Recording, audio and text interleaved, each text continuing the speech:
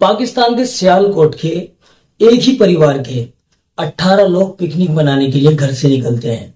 घूमते घूमते वो स्वात नदी के पास पहुंच जाते हैं। स्वात नदी जो कि अभी सूखी थी, बहुत कम वहां पर पानी था। ये पूरा का पूरा परिवार वहां पर पिकनिक मनाने जाता है। परिवार के सभी लोग बारी बारी करके व्लॉग वगैरह भी बनाते हैं, वीडियो शूट वगैरह भी करते हैं। परिवार के बड़े बुजुर्ग एक दस्तरखान बिछाकर, जो नदी के बीचों बीच एक छोटा सा एक स्पेस है जहां पर पानी नहीं है, सूखा है, वहां पर बैठ जाते हैं। और कुछ लोग नदी के आसपास आकर वीडियो वगैरह शूट करना शुरू कर देते हैं। ये लोग लंच करने वाले थे कि इस नदी में पानी का स्तर इतना ज्यादा बढ़ जाता है कि इन लोगों को संभलने का मौका ही नहीं मिलता। पानी का जो लेवल था वो इतनी तेजी से बढ़ता है कि ये लोग उस पानी के बीचों बीच फंस जाते हैं।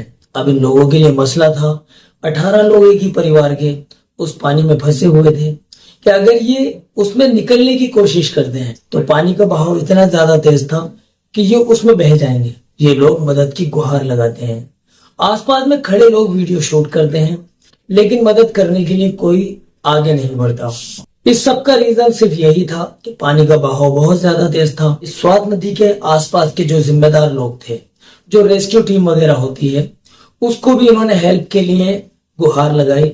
उस टीम को आने में इतनी ज्यादा देर हो जाती है कि एक ही परिवार के तकरीबन 17 लोग पानी में बह जाते हैं। अभी 2 दिन पहले तक की ये खबर है कि इसी स्वात नदी में जो 17 लोग बहे थे, उनमें से तकरीबन 12 लोगों की बॉडी को जो है रेस्क्यू कर लिया गया है, लेकिन अभी भी 5 लोग लापता हैं। दोस्तों, ये मंजर बड़ा ही भयानक है, बहुत ही ज्यादा खतरनाक है। ये जो मंजर है, जिस किसी ने भी देखा रोंगटे खड़े हो गए।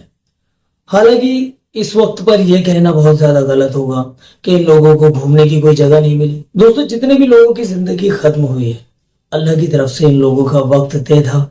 बहाना चाहे जो भी हो, लेकिन वक्त जब आ जाता है तो उसको कोई नहीं टाल सकता। हालांकि हम लोगों को इस चीज की एहतियात बरतने की बहुत ज्यादा जरूरत है।